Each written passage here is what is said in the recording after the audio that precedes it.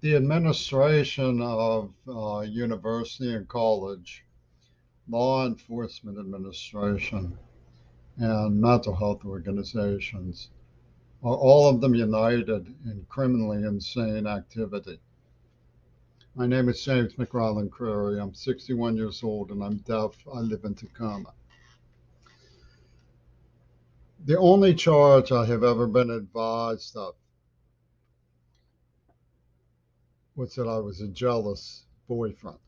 That's the only charge that was ever broadcast that I was advised of.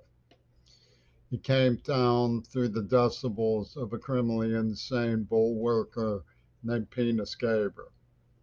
He was facilitated as an alien, unprovoked hate criminal by Clint Eastwood, Jay Inslee, Bill Gates, and a number of malicious and poisonous dacoits like Shifty of UW Dialectical. And it is to be assumed that the Green Party, because they're run by Black Panthers, giggle at the sight of a white being tortured.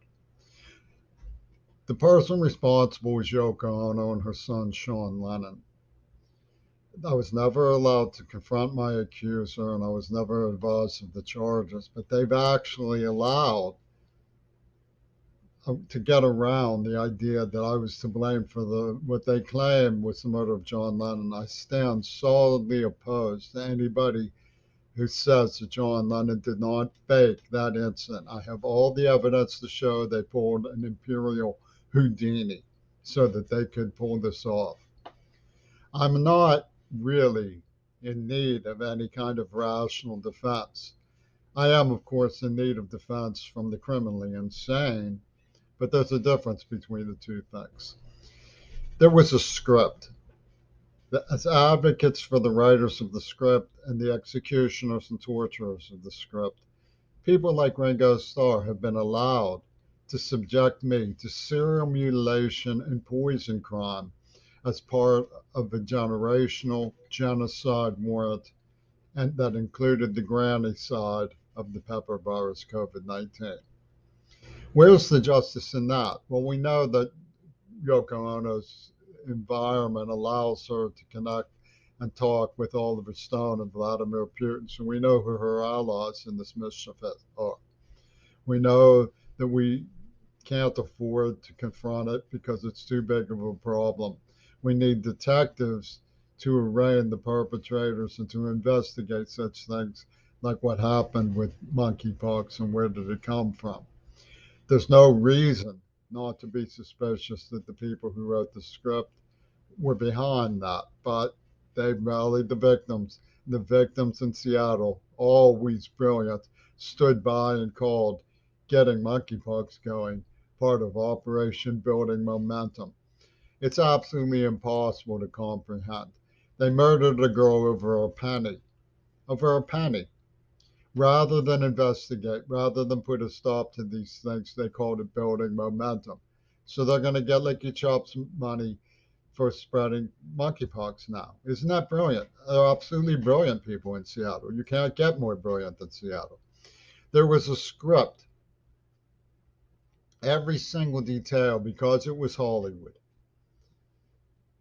came down to the blurb of Reagan's attorneys who had me in D.C. the day he claims he was shot. There's no such thing as objective reality, only what the jury believes and what their supporters would rather believe.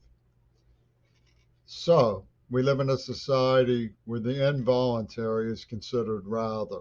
They talked openly of nearly killing me, forcing me to swallow, but the decision to swallow as a child was my decision. So they didn't really poison me. I poisoned myself, even though they nearly killed me and wrote about it openly. Because Hollywood was involved in this cynical, bizarre ransom crime that the Licky Chops and the NAACP think is really, really patriotic to take an innocent person hostage, man, are operating from a script. It means that the stolen cars in which I was kidnapped were probably not really stolen cars. They were on loan to a Hollywood syndicate. But because I believed they were stolen cars, Clint Eastwood scratches his chin and says, see, we should hold him through the state licensing board as guilty of not reporting a stolen car when he was held hostage because people were threatening to kill him. I would hide in my towel closet and insist my mother move away from that neighborhood because I couldn't get help. I went to the police repeatedly. I went to the principal repeatedly. I told them I was going to be killed and then disappeared for months. Clint Eastwood is a cold-blooded liar. He's a cowardly. He, you know, he picks on innocent he's cowardly.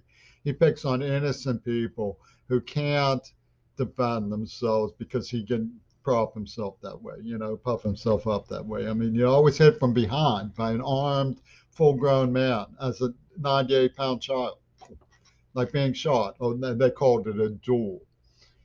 Okay, so it's a script.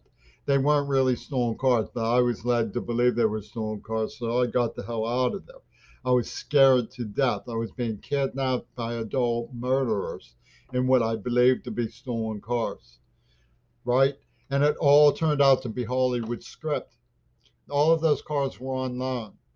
And they say, well, we're going to get the county detectives and the state licensing board to accuse him as if this is reality, as if it was reality. And they're allowed to do this to a child. They're allowed to do this. They had a man from the CIA follow me to Allentown on my birthday. He crashed Wall Street the night before for fun and games.